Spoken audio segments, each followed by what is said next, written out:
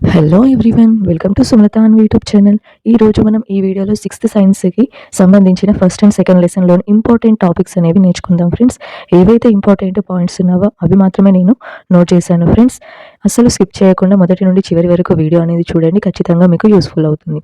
అలాగే ఫ్రెండ్స్, నా వీడియోస్ కనుక మీకు నచ్చినట్లయితే లైక్ చేయండి, షేర్ చేయండి. ఇలాంటి మరిన్ని వీడియోస్ కోసం మన ఛానల్ని సబ్స్క్రైబ్ చేసుకోండి. ఓకేనా ఫ్రెండ్స్, టాపిక్లోకి వెళ్ళినట్లయితే ఈరోజు సిక్స్త్ సైన్స్లోని ఫస్ట్ అండ్ సెకండ్ లెసన్ అనుకున్నాం కదా. ఫస్ట్ లెసన్ వచ్చేసి మన ఆహారం. అందులోని ఇంపార్టెంట్ పాయింట్స్ అనేవి ఫస్ట్ నేర్చుకుందాం. ఫస్ట్ పాయింట్, అరటి పండులో మన శరీరానికి అవసరమయ్యే పొటాషియం అనే పదార్థం ఎక్కువగా ఉంటుంది. అరటి పండులో ఏ పదార్థం ఎక్కువగా ఉంటుంది? పొటాషియం అనే పదార్థం ఎక్కువగా ఉంటుంది. నెక్స్ట్, ఖాళీ కడుపుతో అరటిపండు తినకూడదు.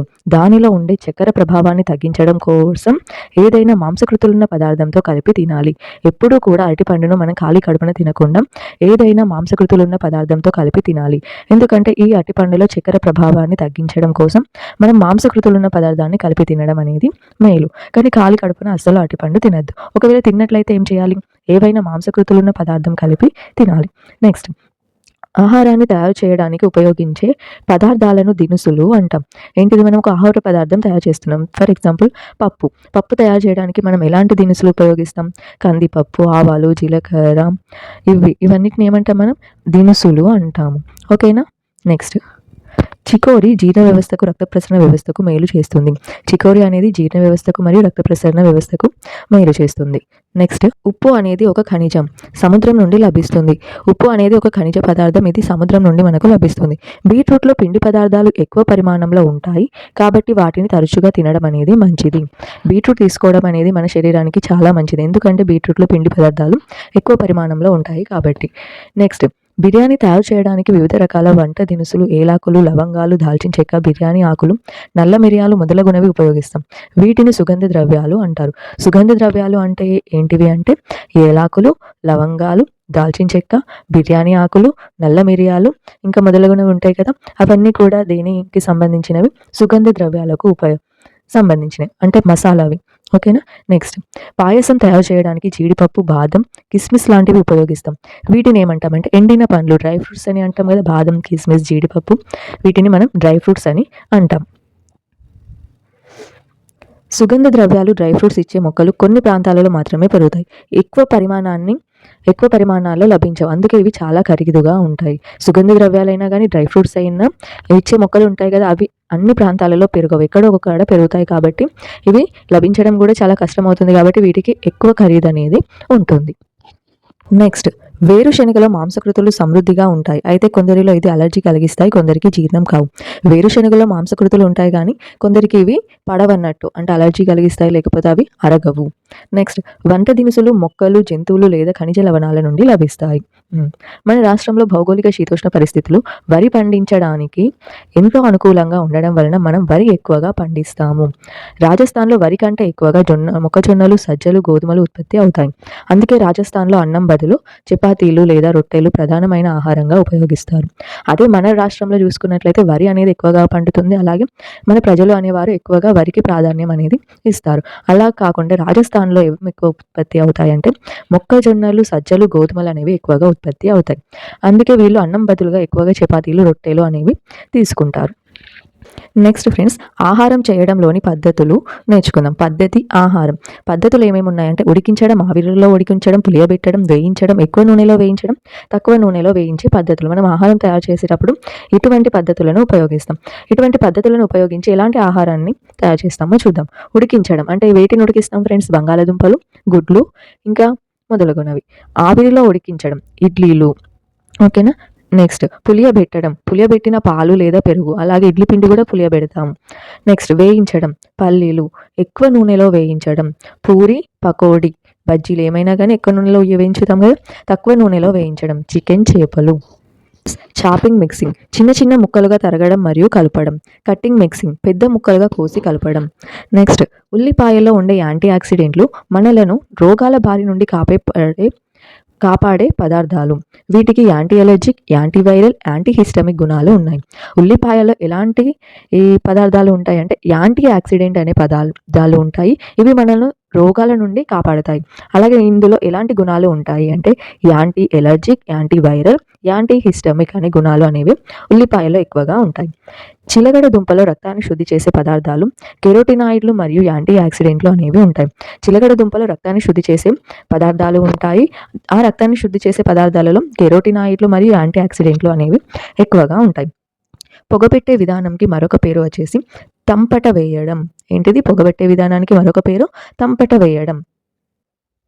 నెక్స్ట్, చక్కెర పాకం తేనెను పండ్లను నిల్వ చేసే పదార్థాలుగా ఉపయోగిస్తారు. అందుకే తరచుగా పండ్లను చక్కెర పాకం లేదా తేనెలో నిల్వ చేస్తారు. పండ్లను జామ్ లేదా పండ్ల రసాలుగా మార్చి నిల్వ చేస్తారు.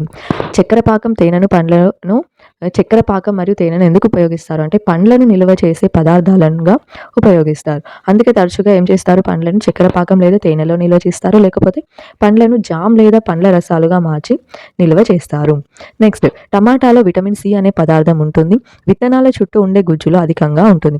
టమాటాలో విటమిన్ సి ఉంటుంది. ఆ విటమిన్ సి ఎక్కడ ఉంటుందంటే విత్తనాల చుట్టూ ఉండే గుజ్జులో అధికంగా ఉంటుంది. ఇది రోగనిరోధక శక్తిని కలిగిస్తుంది. టమాటా అనేది రోగనిరోధక శక్తిని కలిగిస్తుంది. నెక్స్ట్, టమాటాలో కెరోటినాయిడ్లు మరియు లైకనోపిన్లు సమృద్ధిగా ఉంటాయి. టమాటాలో ఉండే పదార్థాలు ఏంటివి అంటే ఎక్కువగా కెరోటినాయిడ్లు మరియు లైకనోపిన్లు. కెరోటినాయిడ్ అధికంగా గల ఆహారం తినడం ద్వారా క్యాన్సర్ గురయ్యే ప్రమాదం తగ్గును. అంటే కెరోటినాయిడ్లు గల ఆహారం మనం ఎక్కువగా తీసుకోవడం వల్ల క్యాన్సర్ బారి నుంచి మనం రక్షించుకోవచ్చు. నెక్స్ట్, పండ్లు కూరగాయలు ఉపయోగించి వివిధ ఆకారాలను తయారు చేయడం ఒక కళ. కొంతమంది కూరగాయలను ఉపయోగించి వివిధ రకాల ఆకారాలు డిజైన్లలో అందంగా అలంకరిస్తారు. దీనినే వెజిటేబుల్ కార్వింగ్ అని అంటారు. ఆహార పదార్థాల నిల్వ చేయడానికి ఉపయోగించే రసాయనాలు, రంగుల వల్ల క్యాన్సర్ వంటి వ్యాధులు వస్తాయి. ఓకేనా ఫ్రెండ్స్, దీంతో మనకు ఫస్ట్ లెసన్లోని ఇంపార్టెంట్ టాపిక్స్ అనేవి కంప్లీట్ అయ్యాయి. ఈ లెసన్లో మనం ఏమేమి నేర్చుకున్నాం? మరి ఈ లెసన్లో మనం నేర్చుకున్నది అరటిపండు గురించి నేర్చుకున్నాం. అరటిపండు గురించి ఏం నేర్చుకున్నాం? అరటిపండులో పొటాషియం అనేది అధికంగా ఉంటుంది. దానివల్ల అరటిపండు తీసుకునే ముందు మనం ఏదైనా మాంసకృతులు ఉన్న ఆహార పదార్థంతో తినడం వలన మంచిది. ఎందుకంటే అరటిపండు అనేది ఖాళీ కడుపుతో తినకూడదు. నెక్స్ట్ ఏం నేర్చుకున్నాం? ఆహార దినుసులు అంటే నేర్చుకున్నాం. అంటే మనం ఆహారాన్ని తయారు చేయడానికి ఎలాంటి పదార్థాలను ఉపయోగిస్తాం అనేది నేర్చుకున్నాం. నెక్స్ట్, చికోరీ అంటే నేర్చుకున్నాం. చికోరీ అంటే జీర్ణ వ్యవస్థకు మరియు రక్త ప్రసరణ వ్యవస్థకు ఎంతో మేలు చేస్తుంది. అలాగే ఇంకా నేర్చుకున్నది మన దగ్గర ఉన్న తెలంగాణ రాష్ట్రంలో ఏది ఎక్కువగా పండిస్తారు అంటే వరి. అలాగే తెలంగాణ ప్రజలు ఏది ఎక్కువగా తినడానికి ఇష్టపడతారు? బియ్యం. అంటే బియ్యంతో చేసిన అన్నాన్ని తినడానికి ఇష్టపడతారు. అలాగే రాజస్థాన్లో వారి గురించి నేర్చుకున్నాం. ఏంటిది? రాజస్థాన్లో ఎక్కువగా ఎలాంటి పంటలు పండిస్తారు? మొక్కజొన్న, సజ్జలు, గోధుమలకు సంబంధించిన పంటలు పండిస్తారు అని నేర్చుకున్నాం. అలాగే వారు ఏ రకమైన ఫుడ్ని తీసుకుంటారు అంటే రొట్టెలు కానీ చపాతీలు అనేవి తీసుకుంటారు. అలాగే నెక్స్ట్, ఉల్లిపాయల్లో ఏం గుణాలు ఉంటాయి అంటే యాంటీ ఆక్సిడెంట్ గుణాలు అనేవి ఉంటాయి. ఈ యాంటీ ఆక్సిడెంట్ గుణాలు అనేవి మనల్ని ఏం చేస్తాయి? రోగాల బారి నుండి కాపాడకుండా ఈ యాంటీ ఆక్సిడెంట్లు అనేవి మనల్ని కాపాడుతాయి. నెక్స్ట్ వచ్చేసి టమాటో విటమిన్ సి గురించి నేర్చుకున్నాం ఫ్రెండ్స్. టమాటాలో విటమిన్ సి అనే పదార్థం ఉంటుంది. విత్తనాల చుట్టూ ఉండే ఆ గుజ్జు ఉంటుంది కదా, అందులోనే ఈ విటమిన్ సి అనేది మనకు అధికంగా లభిస్తుంది. ఈ విటమిన్ సి ద్వారా రోగ నిరోధక శక్తి అనేది కలిగిస్తుంది. ఇలాగే ఈ టమాటాలో కెరోటినాయిడ్లు, లైకనోపిన్లు ఉంటాయి. ఈ కెరోటినాయిడ్లు అనేవి తినడం వలన మనకు క్యాన్సర్ గురయ్యే ప్రభావం అనేది తగ్గుతుంది. అలాగే నెక్స్ట్ వచ్చేసి వెజిటేబుల్ కార్వింగ్ అంటే వెజిటేబుల్ని వివిధ ఆకారాలలో మారుస్తారు కదా, దానిని ఏమంటామంటే వెజిటేబుల్ కార్వింగ్ అని అంటాం. ఓకేనా ఫ్రెండ్స్, ఇది ఫస్ట్ లెసన్కి సంబంధించిన టోటల్ ఇంపార్టెంట్ టాపిక్స్. అయస్కాంతాలతో ఆటలు. ఇప్పటి వరకు మనకు తెలిసిన అయస్కాంత పదార్థాలలో నియోడైమియం బలమైన అయస్కాంతం. మనకు తెలిసిన అయస్కాంతాలలో ఏది బలమైన అయస్కాంతం అంటే నియోడైమియం అనేది అయస్కాంతం బలమైనది. నెక్స్ట్, అయస్కాంత కథ గురించి నేర్చుకుందాం ఫ్రెండ్స్. సుమారు 2500 సంవత్సరాల క్రితం మాగ్నస్ అనే గొర్రెల కాపరి రోజు తన గొర్రెలను మేపుతూ కొండలలో తిరుగుతుండేవాడు. అతని చేతికర్ర అడుగు భాగాన ఇనుప తొడుగు ఉండేది. ఒకరోజు అతని గొర్రెలు మేస్తూ ఉంటే అతను ఒక చిన్న కుంట ఒడ్డున కూర్చొని ఆ కుంటలోని నీళ్ల అడుగున కనబడే గులక రాళ్లతో కర్రతో అటు ఇటు కదిలిస్తున్నాడు. అప్పుడు ఆ కర్ర అడుగు భాగాన ఇనుప తొడుగు ఏదో అంటుకున్నట్లు అనిపించింది. బయటికి తీసి చూశాడు. ఒక రాయి అంటుకొని ఉంది. ఏంటిది? ఒక గొర్రెల కాపరి అనే వ్యక్తి, అతని పేరు మాగ్నస్. అతను రోజు గొర్రెలు కాపుకోవడానికి బయటికి వెళ్తూ ఉండేవాడు. ఒక రోజు ఒక చిన్న కుంట ఒడ్డున కూర్చొని అతని చేతికర్ర ఉంటుంది కదా, చేతికర్రకు కింది వైపున ఇనుప తొడుగు అనేది ఉండేది. ఆ ఇనుప తొడుగును ఆ కుంటలో పెట్టి అట్లా ఇట్లా అనుకుంటుండగా ఆ ఇనుప తొడుగు ఒక రాయి అనేది తగిలింది. ఆ రాయి అనేది ఆ ఇనుప తొడుగు అంటుకొని ఉంది అంట. ఆ రాయి సహజ అయస్కాంతం. అటువంటి రాళ్లను లోడ్ స్టోన్ అంటారు. ఆ వ్యక్తి యొక్క ఇనుప తొడుకు అంటుకున్న రాయి ఏంటిది? లోడ్ స్టోన్ రాయి. అది ఒక సహజమైన అయస్కాంతం. అంటే సహజ అయస్కాంతం ఏంటిది? లోడ్ స్టోన్ రాయి. ఓకే. నెక్స్ట్ వివిధ రకాలలో ఉండే అయస్కాంతాలు దండ అయస్కాంతం, వలయాకారపు అయస్కాంతం, బిల్ల అయస్కాంతం, గుర్రపు నాడాకారపు అయస్కాంతం. సాధారణంగా ఇనుము, నికెల్, రాగి, కోబాల్ట్, అల్యూమినియంల మిశ్రమాలతో శక్తివంతమైన అయస్కాంతాలను తయారు చేస్తారు. శక్తివంతమైన అయస్కాంతాలను తయారు చేయడానికి ఏమేమి మిశ్రమాలను ఉపయోగిస్తారు? ఇనుము, నికెల్, రాగి, కోబాల్ట్, అల్యూమినియం మిశ్రమాలను ఉపయోగిస్తారు. అలాగే నెక్స్ట్ అయస్కాంతం ఆకర్షించని పదార్థాలను అయస్కాంత పదార్థాలు అంటారు. అయస్కాంతం ఆకర్షించిన పదార్థాలను అయస్కాంత పదార్థాలు అంటారు. ఉదాహరణకు మేకు, ఇనుప బోల్డు, బ్లేడు, ఇత్తడి, తాళం, చెవి, స్టీలు, చెంచా మొదలగునవి ఏంటివి? అయస్కాంత పదార్థాలు. అంటే అయస్కాంతం అనేవి ఈ వస్తువులను ఆకర్షించుకుంటుంది. అయస్కాంతం ఆకర్షించని పదార్థాలను అనయస్కాంత పదార్థాలు అంటారు. ఏదైతే అయస్కాంతం ఆకర్షించదో అలాంటి పదార్థాలను అనయస్కాంత పదార్థాలు అంటారు. ఉదాహరణకు గాజు ముక్క, కాగితం ముక్క, శుద్ధ ముక్క, చెక్క ముక్క మొదలగునవి. అలాగే అయస్కాంతాలకు ఇనుము వంటి పదార్థాలను ఆకర్షించే లక్షణం ఉంటుంది. ఎక్కువగా అయస్కాంతాలు ఎలాంటి పదార్థాలకు ఆకర్షిస్తాయి అంటే ఇనుము వంటి పదార్థాలకు ఆకర్షిస్తాయి. పూర్వం శత్రువులు నౌక నుంచి శీలలను తొలగించి నౌకలను ముంచివేయడానికి లోడ్ స్టోన్ అయస్కాంతాలను ఉపయోగించేవారు. శత్రువుల నౌకల నుంచి వాళ్ళ నౌకలను ముంచడానికి ఏం యూజ్ చేసేవాళ్ళు అంటే పూర్వం లోడ్ స్టోన్ అయస్కాంతాలను ఉపయోగించేవారు. అయస్కాంతం అంతటా ఒకే విధంగా ఉండక దాని రెండు కొనలలో ఎక్కువగా ఉంటుంది. ఈ రెండు కొనలను అయస్కాంత ధ్రువాలు అంటారు. ఇది ఒక అయస్కాంతం అనుకుంటే ఈ అయస్కాంతం అంతటా ఒకే విధంగా ఉండదు. అయస్కాంతం యొక్క ఆకర్షణ అనేది మొదటి రెండు కొనలలో మాత్రమే ఎక్కువగా ఉంటుంది. అంటే దాని యొక్క మధ్య భాగంలోకి వచ్చేసరికి అయస్కాంతం యొక్క ఆకర్షణ అనేది కొంచెం తక్కువగా ఉంటుంది. ఉక్కు కడ్డీ చుట్టిన తీగ చుట్టను ఉపయోగించి విద్యుత్ అయస్కాంతాన్ని తయారు చేయవచ్చు. నెక్స్ట్ అయస్కాంతం ఎల్లప్పుడూ ఉత్తర దక్షిణ దిక్కులను సూచిస్తాయి. ఈ ధర్మాన్ని అయస్కాంత దిశా ధర్మం అని అంటారు. ఈ ధర్మం ఆధారంగానే అయస్కాంతం దిక్సూచిని తయారు చేస్తారు. అయస్కాంతం దిక్సూచిని ఏ విధంగా తయారు చేస్తారు అంటే అయస్కాంత దిశా ధర్మాన్ని బేస్ చేసుకొని అయస్కాంత దిక్సూచిని తయారు చేస్తారు. ఈ అయస్కాంతంలో ఏ ధృవాలు ఉంటాయి అంటే ఉత్తర దక్షిణ ధృవాలు అనేవి ఉంటాయి. ఏ ప్రదేశంలోనైనా దిక్కులను తెలుసుకోవడానికి మనం ఈ దిక్సూచిని ఎక్కువగా దీనిని ఓడలలోను విమానాలలోనూ వాడుతారు.